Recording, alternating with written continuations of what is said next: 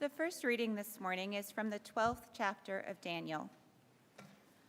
At that time, Michael, the great prince, the protector of your people, shall arise. There shall be a time of anguish, such as never occurred since nations first came into existence. But at that time, your people shall be delivered, every one who is found written in the book. Many of those who sleep in the dust of the earth shall awake, some to everlasting life, and some to shame and everlasting contempt. Those who are wise shall shine like the brightness of the sky, and those who led many to righteousness like the stars forever and ever. Here ends the reading.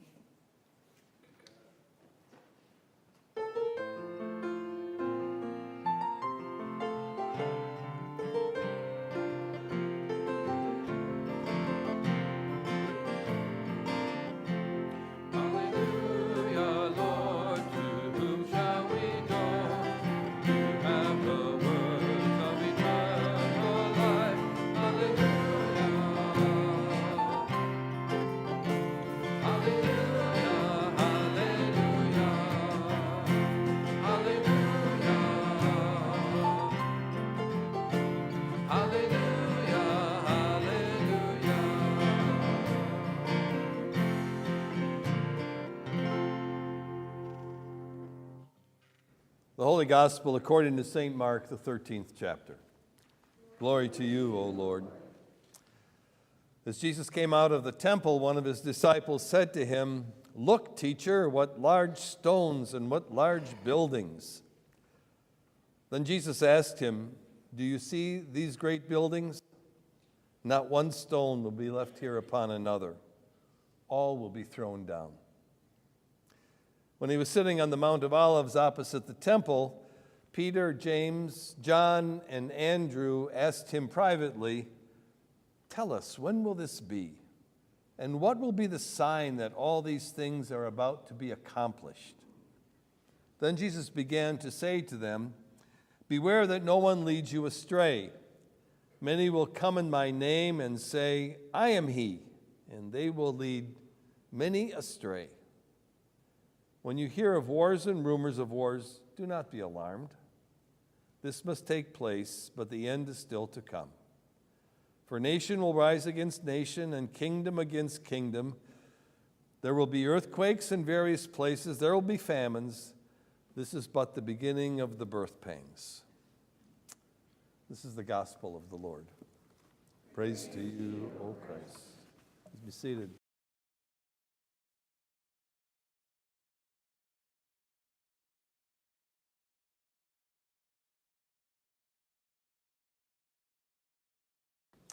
One of the most difficult and challenging experiences of my vocational life has been being present for the closing of a congregation. This is not an easy service to preside at. I did it 3 or 4 times during my 12 years as a synod bishop in northeastern Ohio, and it was never easy. It was never easy to be the person who stood before the faithful in that congregation and declared that this congregation is now closed. Imagine that. Imagine hearing those words. And hearing me say those words again brings a chill to my spine. There were a lot of reasons for congregations to close. They just couldn't maintain the building any longer. Their neighborhood had changed. Persons of different color, different language had moved in, and it became clear that they didn't have the capacity or the willingness to welcome their new neighbors. One place, it was just all warehouses where there used to be a neighborhood. In other towns, the Norwegians had their church, and the Swedes had their church, and the Germans had their church, and the Slovaks had their church, and they were all about 3 or 4 blocks from each other. And they all spoke English now. There was no reason for all those churches. It was never easy. And it affects every denomination, and every synod, and every diocese, and every gathering of God's people. And while it was difficult to say the words in the assembly, what was really hard was to go to the reception afterward. People often came from a distance when they heard the church where they grew up was closing.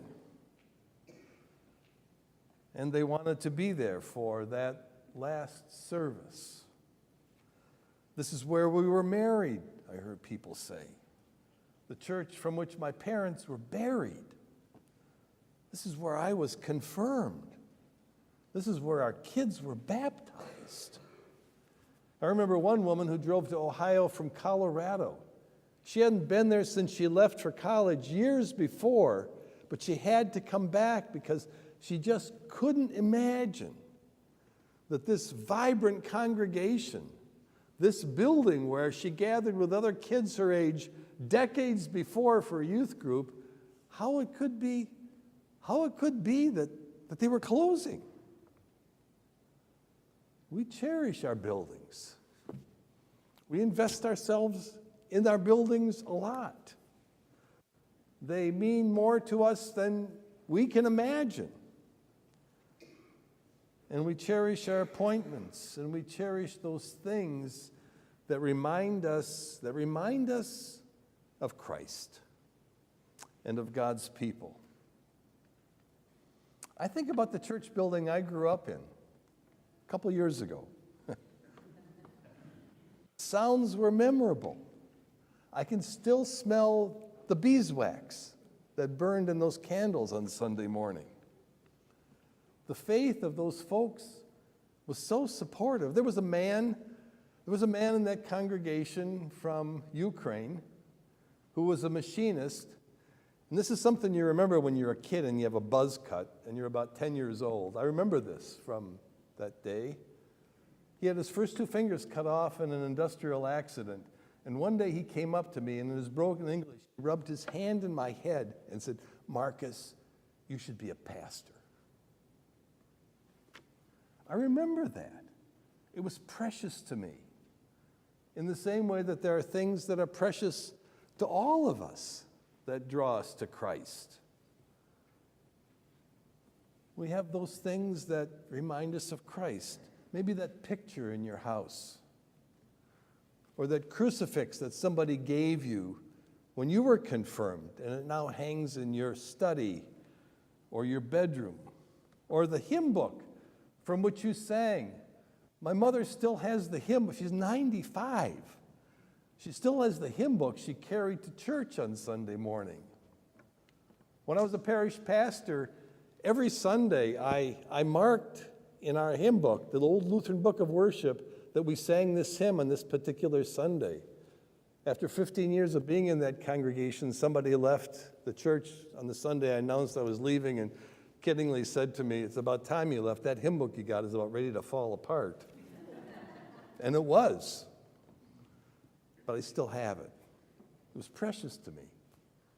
When I leaf through it and see coffee-stained pages, I'm reminded of the songs we sang and the hymns we sang together in that place. You have those things too. Those precious, precious things that remind you of Christ. Those wonderful relationships. Some people just love to read from the King James Version of the Bible. It's because that's the way you learned it. And whenever Psalm 23 pops up in our liturgy and we read it from the Evangelical Lutheran worship, I know there are some of you that are saying it according to the old King James Version. It's just the way it is. We hang on to those things that draw us to Christ. People in Jesus' day felt just as attached, probably more attached, to the temple in Jerusalem. It was one of the articles of their faith that they needed to make a pilgrimage to that spot on that mountain in that city.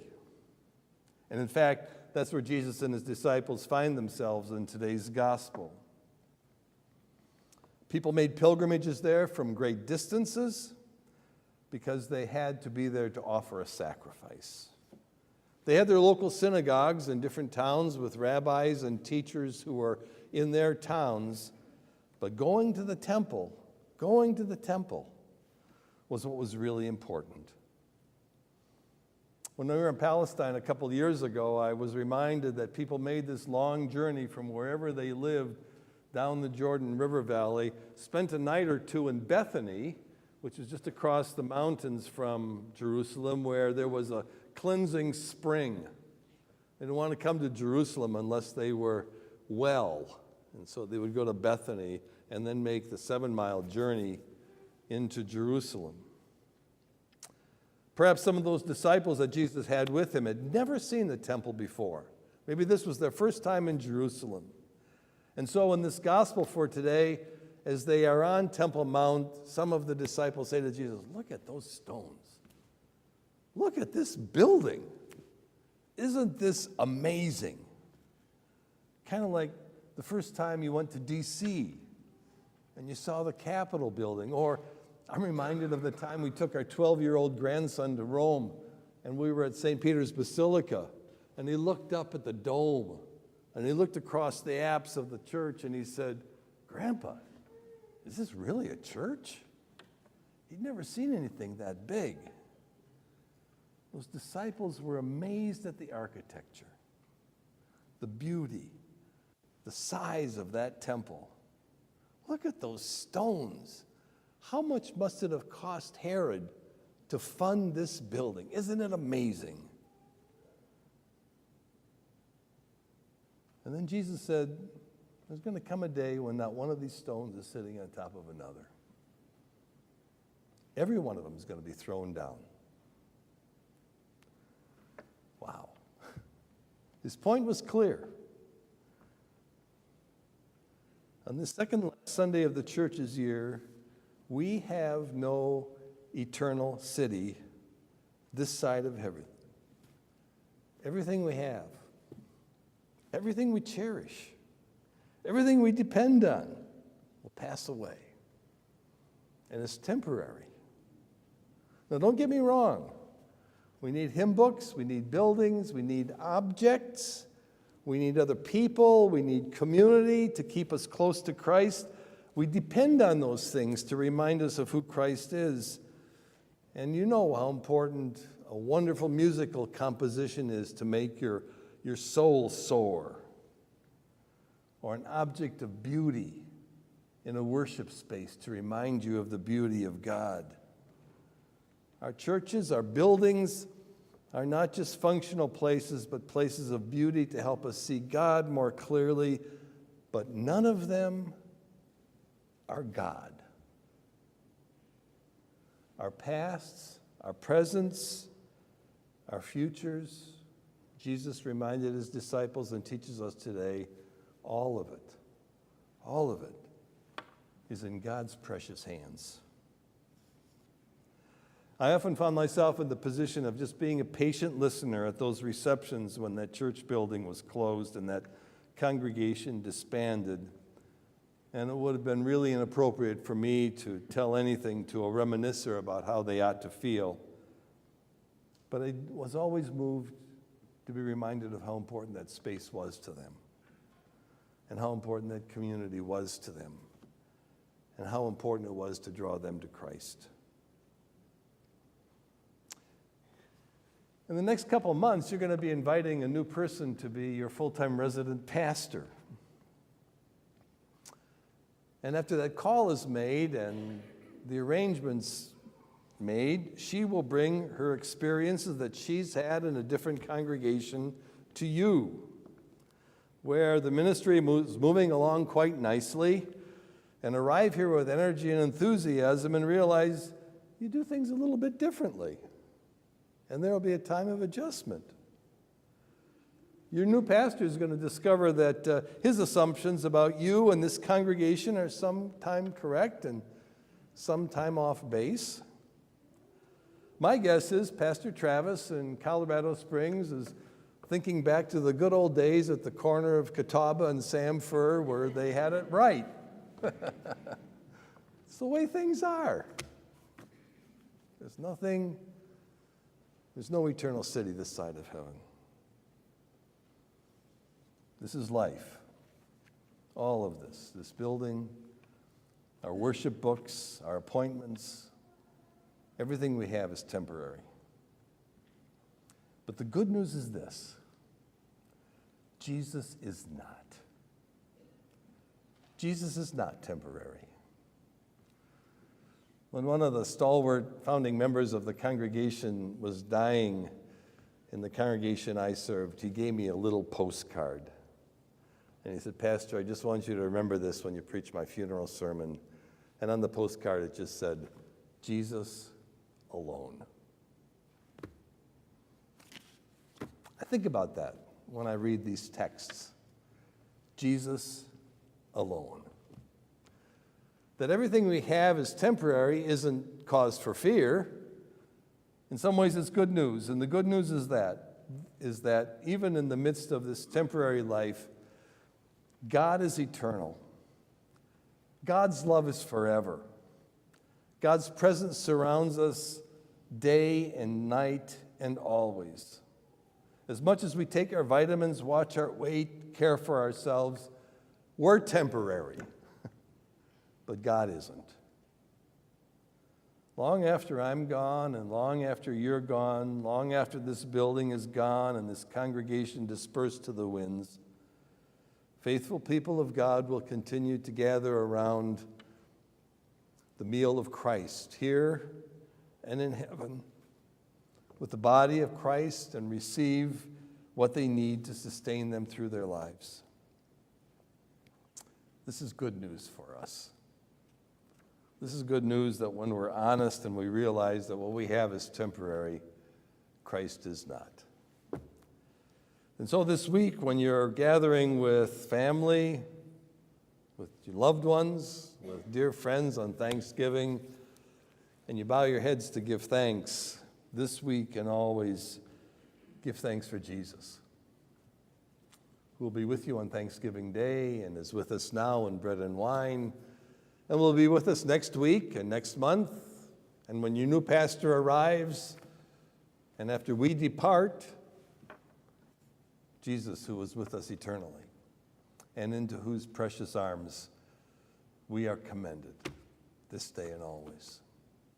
So we joyfully give thanks for all we have, and especially and always for Jesus. In the name of the Father, and of the Son, and of the Holy Spirit. Amen.